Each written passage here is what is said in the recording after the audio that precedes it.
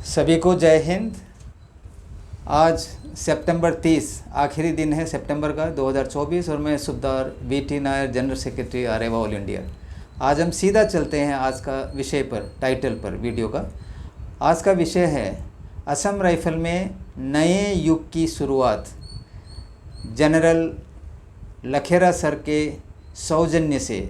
यह मैंने देखा है, क्योंकि देखिए आप सभी को पता है, वैसे लोगों ने मुझे बताया है कि सर शुरू में जो है डीजीआर सर ऐसे ही बोलते हैं, बाद में जो है अपने ताल पकड़ लेता है, हमारे लिए कुछ पूछता नहीं है।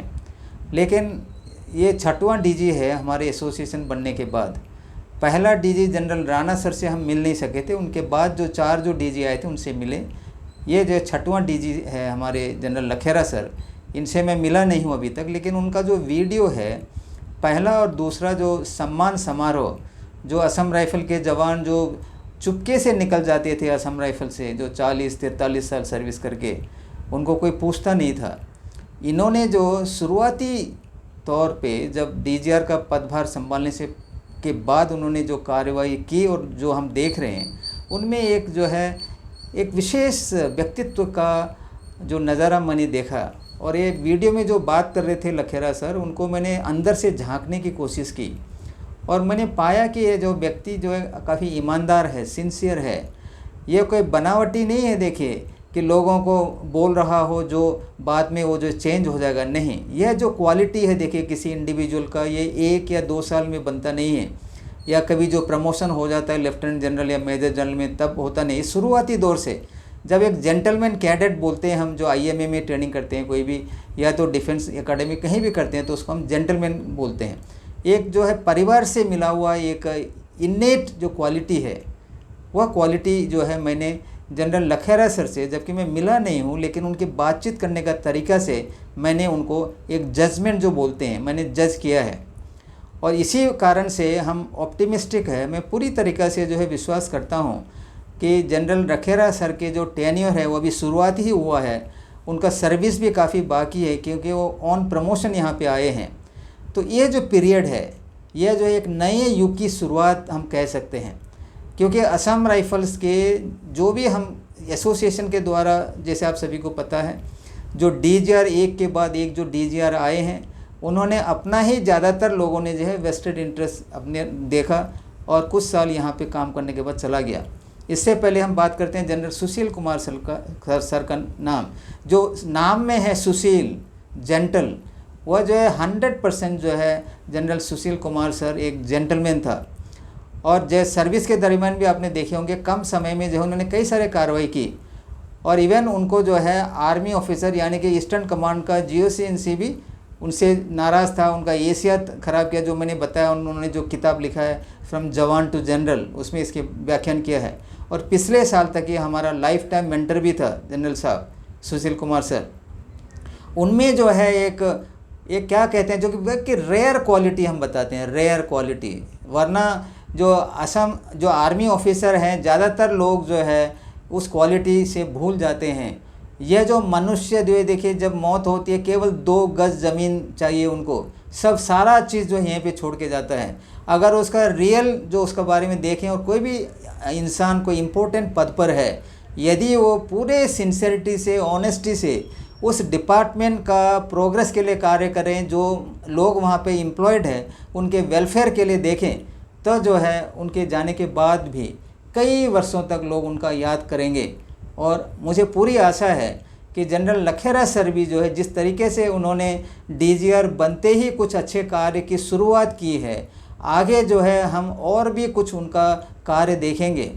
क्योंकि हमारे असम राइफ़ल का मेन इशू आप सभी को पता है। देखिए, वो सुबेदार मेजर CR आर्या सर ने उनसे मुलाकात की थी, मैंने कल भी उनसे बात किया है। उन्होंने कहा कि ये जो ऑफिसर है जनरल लखेरा सर, बहुत ही बढ़िया किस्म का ऑफिसर है सर। और कल की बात करूं तो जब मैं उनसे बात कर रहा था, तो उन्होंने बताया, सुबेदार मेजर CR आर्या सर, वह जो है रुड़की MH में एडमिट था, ICU में। देखिए अभी जो है दवाई खा रहे हैं, MH में एडमिट होना देखिए, जबकि ECHS जो हमें सैंक्शन है, उसमें सर्विस हॉस्पिटल में ट्रीटमेंट का प्रोविज़न नहीं है। क्योंकि जो सर्विंग पर्सनल को भी केवल नॉर्थ ईस्ट में जहाँ ये ऑपरेशन कर रहे हैं वहीं सर्विस हॉस्पिटल में ट्रीटमेंट करते हैं। जो पहले हमको मिलता था वो बीच बीच में पूरा सब कुछ इन्होंने छीन लिया हमसे। उसका जिम्मेवारी मैं डीजीआर को बताता हूँ, क्योंकि डीजीआर जो एडमिनिस्ट्रेटिव हेड होता है फौज का, उनका फ़र्ज़ बनता है सर्विंग और रिटायर्ड पर्सन का सरकार को बताकर पूरी तरीके से उनका वेलफेयर देखना, क्योंकि हम आर्मी की ड्यूटी कर रहे हैं। ईसीएचएस के बाद भी देखिए कई सारे प्रॉब्लम क्रिएट होता है। आज भी मुझे जो है लोग कई सारे बताते हैं कि सर हम ट्रीटमेंट करने के लिए गए, उन्होंने कहा कि आपको ऑथराइज़ नहीं है। तो जैसे मैंने पहले बताया कि जो हमने सैंक्शन लिया था कोर्ट के द्वारा, उन्होंने एक क्लॉज रखा था कि सर्विस हॉस्पिटल में रिटायर्ड पर्सन का इलाज नहीं होगा। जब मैंने सेक्रेटरी इनसे बात किया, जो department of ex serviceman welfare है एमओडी का, वहाँ पे अंडर सेक्रेटरी भी मौजूद था। उन्होंने कहा कि सर्विस जो एक्स सर्विसमैन है, जो आर्मी नेवी एयरफोर्स, वो जो उनका भी जो है बंद करने जा रहे हैं देखिए, लेकिन 5 साल से अधिक हो चुका है, उनका बंद हुआ नहीं है। हम दोबारा कोर्ट में जाएंगे इनको रीइंस्टेट करने के लिए। और काफ़ी खुशी हुई कि इवन पिथौरागढ़ में भी एमएच में इलाज होता है। और ये जो रुड़की में जैसा बताया सूबेदार मेजर, उन्होंने कहा कि असम राइफल के जितने भी है एमएच में हमारा इलाज होता है, बोला कोई पैसे देने की ज़रूरत नहीं है। तो यह सब जो है अथराइज होना चाहिए। वह जो जवान जो पूरे सर्विस फील्ड एरिया में आर्मी के अंदर में ऑपरेशन करके जो निकला है, इनका 190 साल का इतिहास बताता है, वर्ल्ड वॉर 1, 2 सब कुछ। लेकिन डीजीआर सर ही जब कहने शुरू करते हैं ये पुलिस है, आपको जो है ऑनररी रैंक क्यों कैसे मिलेगा, क्योंकि सीएपीएफ में वो नहीं है। इस प्रकार की बात यदि एक इंडियन आर्मी का लेफ्टिनेंट जनरल रैंक का ऑफिसर जो डीजीआर का पदभार संभाल कर जो कहता हो, तो हम क्या उनसे अपेक्षा कर सकते हैं? कुछ नहीं। लेकिन जनरल लखेरा सर ने जो केएन ऑर्डरली आर्मी चीफ के ऑफिस में एक असम राइफल का नुमाइंदा को रखा है, और जो इन्होंने सम्मान समारोह का जो शुरुआत किया है, इससे यही पता चलता है कि इंसान जो है नॉर्मल नहीं है, काफ़ी रेयर है। मुझे पूरी आशा है सर से कि जो असम राइफल का एक नया युग का शुरुआत करेंगे, और जो भी अभी जो है असम राइफल में काफ़ी फूट पड़ा हुआ है, लोग आरेवा आरेसा करके जो चल रहा है, इसका भी एक अंत होगा जल्दी से ही, शीघ्र ही।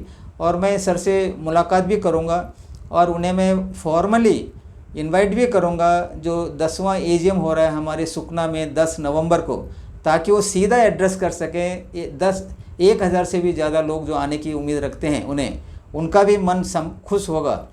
मैं उन्हें इनवाइट करूँगा और हम सब जो है ऑप्टिमिस्टिक, भगवान को जो है भगवान का हम आभार प्रकट करते हैं कि ऐसे जो है अच्छे ऑफिसर को जो है डीजीआर बन के उन्होंने भेजा है। और जैसे रथ पर जो है श्री कृष्ण बैठे थे, महाभारत का जब युद्ध हो रहा था, अर्जुन का जो रथ में बैठा था उसे हाँक रहा था कृष्ण जी। तो मैं यही कहूँगा कि जो रथ रूपी जो असम राइफल्स है, उनको जो है लीड करने के लिए एक अच्छा सा ऑफिसर आया है। उनसे काफ़ी हम एक्सपेक्ट कर सकते हैं। उनके समय में असम राइफल की उन्नति होगी। केवल भारत में ही नहीं, विश्व में लोग असम राइफल्स को जानेंगे। 190 साल का तो ऑलरेडी इतिहास है, गौरवशाली इतिहास, या और आगे को जाएगा जनरल लखेरा सर के कमांड में। आज यहीं समाप्त करता हूँ। जय हिंद, जय आसाम राइफल्स, जय आरेवा, सत्यमेव जयते।